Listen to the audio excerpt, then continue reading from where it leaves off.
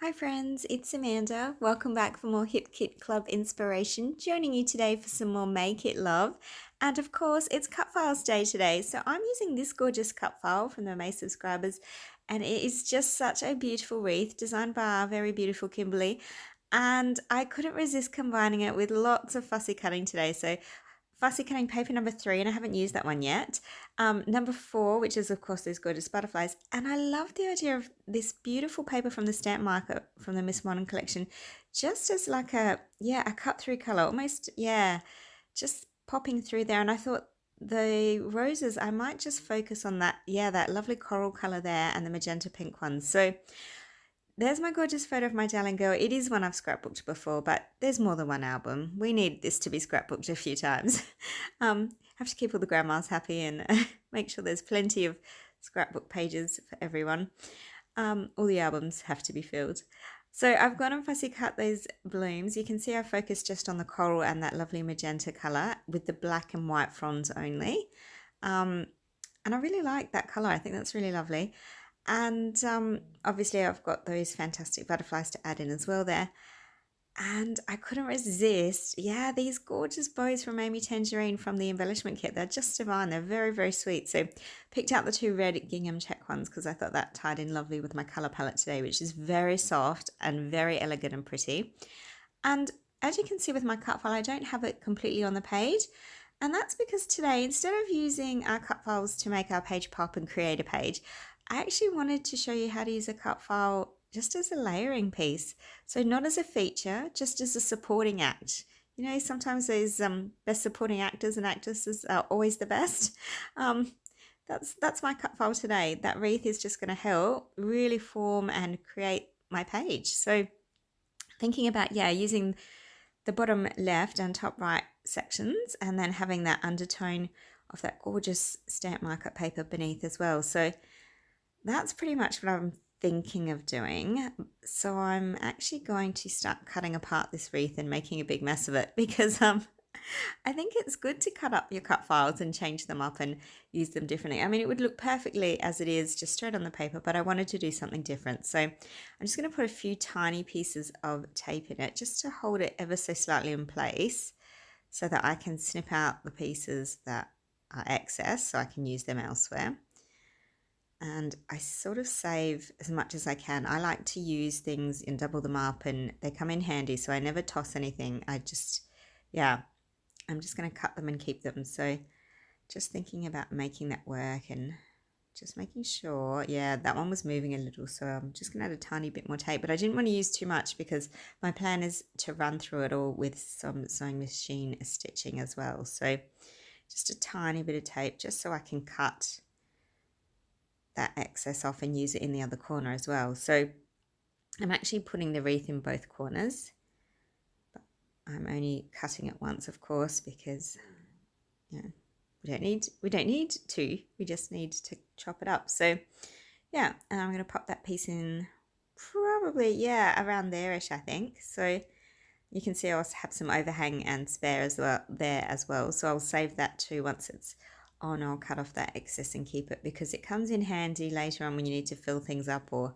you might have a gap on your page. So for my cardstock today, I'm actually using the Tutu pink color from the cardstock kits, and I love that soft pink. It's really, really elegant, and I think that's today's page for me. It's soft and it's pretty and it's elegant and it's just lovely for my darling girl. It's a really special one. So and this one's actually for her album, so this will be nice for her. I know she'll really love how delicate and pretty this is, and it's got a lovely message and tone to it. So come back to that a little later, but there we go. Now you can see I've got my cut files on. I'll save those excess pieces because I will use them again. And I'm probably, I'm thinking about, I'm going to stitch it, but I might focus on that, the left and bottom sections of the cardstock as well. I'm just a little undecided, but I do decide to do it. So I'm just going to quickly take it away. Machine stitched on both those sections, and then I did the L shape and I did a double stitch there, like, so it's a little bit messy and a little bit interesting on that side because my plan is to distress those almost that L shape, the left side and the bottom side, so that you can see that gorgeous Miss Modern paper coming through. But because that paper is so divine, it is so wasteful to cover so much of it. So I'm actually going to just cut a 1-inch L-shape trim of it so that I've got a whole bunch of that paper left because it is gorgeous and it's a floral. I cannot waste florals. A lot of papers I would have just glued that over the top, but when it comes to really pretty florals, I just can't. I can't bear it. And of course, the stamp marker is really hard to get a hold of here in Australia unless you buy directly from them. So I am definitely holding on to my stamp market papers for as long as I can because our post is super slow too. So on we go with that gorgeous cardstock and now distressing it so you can get those lovely pops of orange coming through. So it's messy, it's stitched, it's lovely. I love it. It's lots of soft, messy texture, but in a really gentle and elegant way. So just coming along and making sure I'm happy with that. Not too messy, but I do want you to see those pops of colour. So I will tear it in a few spots and just really, yeah, scrunch it up and make the most of it. And you really do have to scrunch the basil cardstock, might I add. Basil is so strong. I forget because I use a lot of the American Crafts lighter, easier weight papers for my cut files. And then when you go to that thick basil cardstock, it really is super strong. So it takes a bit of effort to cut that out. Now I've sped this up because it's really boring watching me re-stick everything because you've already got an idea of how it's going to look. But I like to keep the footage here though, because it still shows you how I move things around and where they do end up and how that happens. So just fiddling around again because, yeah, I do this a lot. I think it comes down to once everything's in place, I like to make sure it's all going to work and it, yeah. But you can see how the cut file itself is almost disappeared now. I mean, you see little segments of it, but it really is soft and gentle. So here's that excess piece. Look what I've decided to do. I've changed it. I'm actually going to, instead of doing the 2 arc pieces in the corners, I've decided that I will have a piece coming up the top and an extra piece coming up the bottom. So it ends up looking more like an L shape at the bottom, which is fine. I just changed my mind.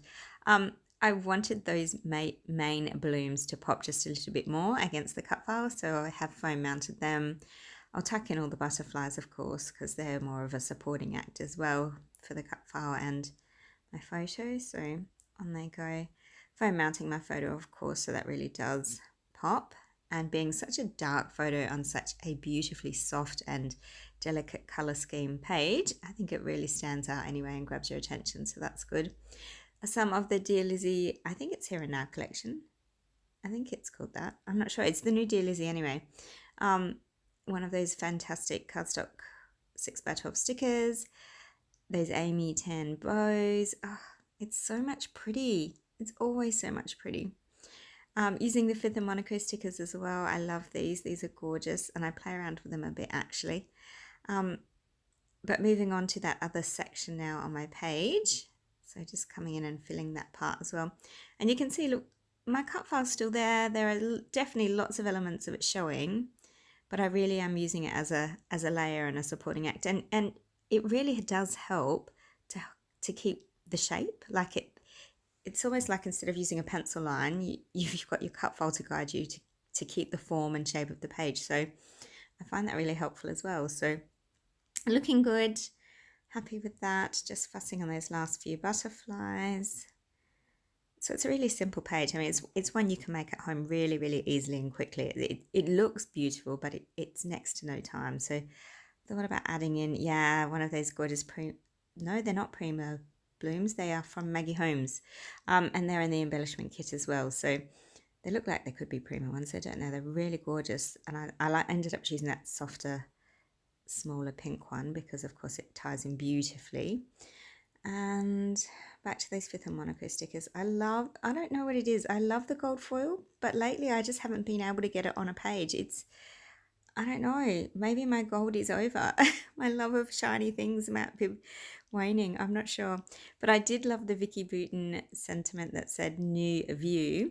And the story behind my darling girl's photo, of course, was it was on a day where life was being tough, and we spent the afternoon looking at changing our mindsets and looking at positive ways to approach things. So today's new view is sort of the focus of her layout, and there's a lovely letter for her on the back, well there will be, on the back of her layout, and explaining, you know, how important that day was. And it was a good day of growth, and not every day is easy. But yeah, adding some of the Fifth and Monaco pearls, and look, that's my layout today. It's simple, it's beautiful. It's one, yeah, I could definitely pop in some journaling down the bottom there if you wanted to.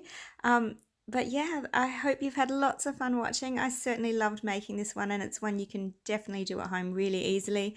Let me know in the comments below if there's any questions or comments. Thanks so much for watching, and have a wonderful, happy arty days. Bye.